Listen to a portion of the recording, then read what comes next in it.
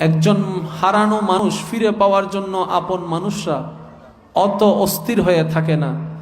একজন গুনেহগার বান্দা আল্লাহর দিকে ফিরে যাওয়ার জন্য আল্লাহ যত আগ্রহ নিয়ে তাকায় থাকে।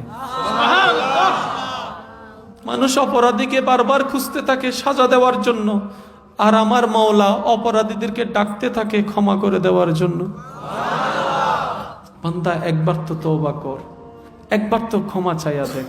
আল্লাহ পাহাড় পরিমাণ গুনাহ করছি, আল্লাহ পাক বলেছে লা তাকনাতু মির রাহমাতিল্লাহ, আমি আল্লাহর রহমত থেকে নিরাশ হইস না, নিরাশ হইস না, তুই মাপ চাইয়া তো দেখ, আমি মাফ করে দেব।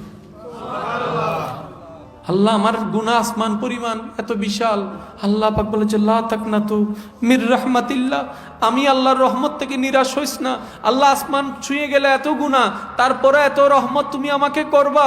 আল্লাহ পাক বলে যে একবার তো তুই বুঝতে চেষ্টা করলি না আমি আল্লাহ তোকে কতটুক ভালোবেসেছি, কতটুক ভালোবাসি বান্দা তোরে। একবার তো তুই খেয়ালও করলি না, অনুভবও করলি না, বুঝতেও চেষ্টা করলি না। আমি তোর সেই আল্লাহ, তুই ফজর বেলা যখন আমার হুকুম অমান্য করে নামাজটা না পড়ে যখন তুই ঘুমাইছিলি, তুই ঘুম থেকে উঠার আগে তোর টেবিলের মধ্যে নাস্তার ব্যবস্থা আমি আল্লাহ করে দিয়েছিলাম।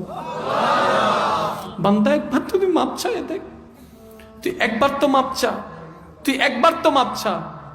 আমার জমিনে দাঁড়ায় তুই আমার দেওয়া শক্তি ব্যবহার করে, আমার নিয়ামত খেয়ে, আমার হুকুম অমান্য করে তুই গুনাহ করছস, কিন্তু আমি আল্লাহ এখনো পর্যন্ত তোর বন্ধুদেরকেও জানতে দিই নাই। তুই যাদেরকে বলছস তারা জানছে, কিন্তু আমি নিজে থেকে তোর গুনাহ প্রকাশ করে দিই নাই, যাতে তুই বেইজ্জত না হস, তুই অপমান না হস। বান্দা একবার তো বুঝতে চেষ্টা কর কত ভালোবাসি তোরে আমি। জান্নাতটা আমি, জান্নাতের নিয়ামত আমার জন্য বানাই নাই, ফেরেশতাদের জন্য বানাই নাই, তোদের জন্য বানাইছি, তোদের জন্য।